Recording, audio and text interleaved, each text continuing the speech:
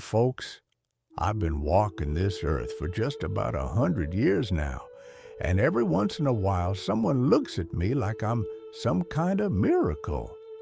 They ask, how in the world did you make it this far?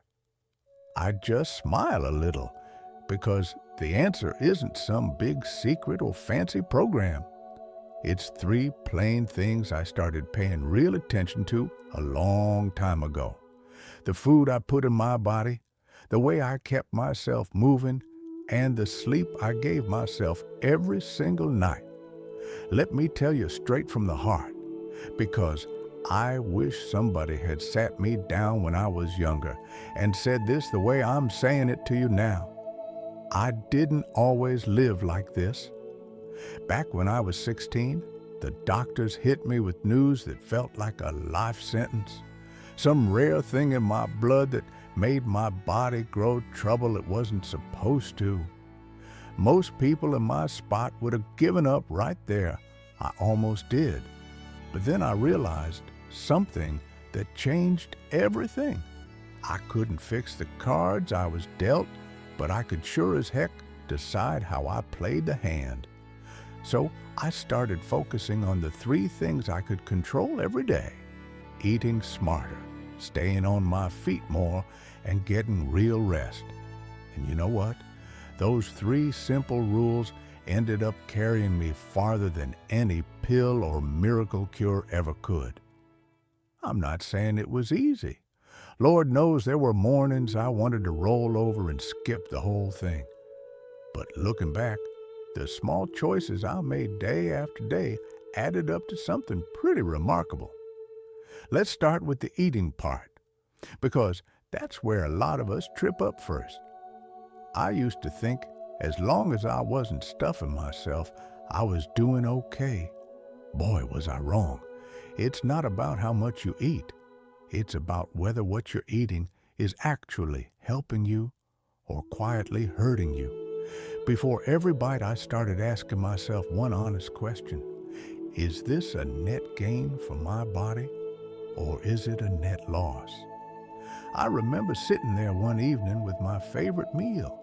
Nice piece of salmon covered in that sweet barbecue sauce I loved. Tasted like heaven going down. But when I really thought about it, that sauce was loaded with sugar that my body didn't need. Turned the whole plate from a win into a loss.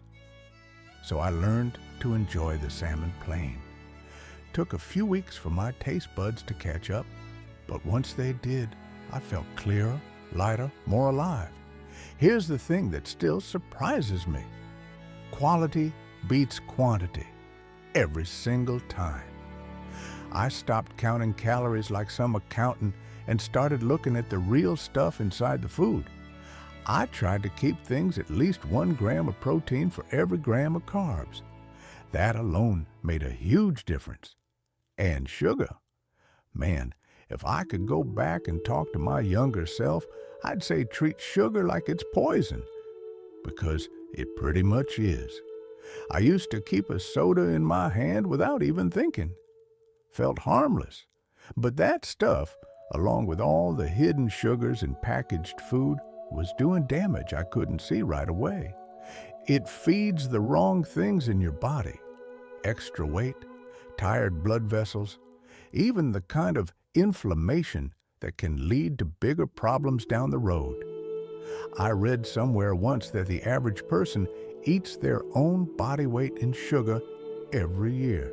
When I heard that, it hit me hard. I thought about my grandkids and how I wanted to be around for them, not just in pictures. That picture in my head was stronger than any craving. You don't have to go cold turkey on day one and hate your life. I didn't. I just started making one better choice at a time. Swapped the chips for a handful of nuts. Picked the apple instead of the candy bar. Little things. But those little things stacked up. My energy came back. My clothes fit better. And most important, I stopped feeling like my body was working against me. I bet some of you watching right now know exactly what I'm talking about. You've tried the diets, the quick fixes, the I'll start Monday promises. I did too. They never lasted. What lasted was deciding every single day that I was going to feed my body like it was the only home I'd ever have. Because it is. Now, the moving part. People think you gotta join the gym and kill yourself on some machine to stay healthy. I never did that. What mattered more than any workout was making sure I wasn't sitting still for hours on end. That's the real killer these days. I spent a lot of years behind a desk, just like a lot of you probably did. Come home, sit on the couch, watch the TV, go to bed. My body was screaming for movement, and I wasn't listening. Then I learned that being inactive for long stretches is actually worse for you than skipping the gym once in a while.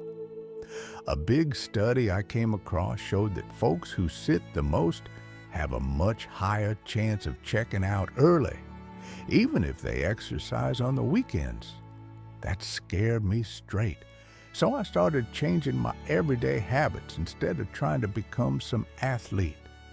I took the stairs instead of the elevator. I walked to the mailbox instead of driving. I got up every hour or so and just moved around the house. Nothing fancy. At home, I put a simple treadmill in the corner and used it while I listened to the radio. Nothing crazy, just enough to keep the blood flowing. And let me tell you, the difference was night and day. My legs felt stronger. My back didn't ache like it used to. I slept better because my body was actually tired in a good way. The best part? It wasn't hard. It was just consistent. Every little bit counted. The third rule, the one that might surprise you the most, is sleep. Real, deep, honest to goodness sleep. I used to think sleeping less made me tougher. My dad raised me that way. Only lazy people need 8 hours, he'd say. So I stayed up late, even when I wasn't doing anything important. Paid for it later. My mind got foggy, my temper got short, and my body started breaking down faster. When I finally started giving sleep the respect it deserves, everything changed. I stopped hitting the snooze button 10 times. I turned the lights down earlier, kept the room cool and dark, and let my body do what it was made to do, repair itself. I learned that it's not just about how many hours you're in bed. It's about the quality of that sleep. The deep kind where your brain sorts through the day and your body fixes what's worn out. I'll be honest with you, there were nights I still tossed and turned, thinking about bills or the kids or whatever was on my mind, but I kept at it. I cut the late night TV.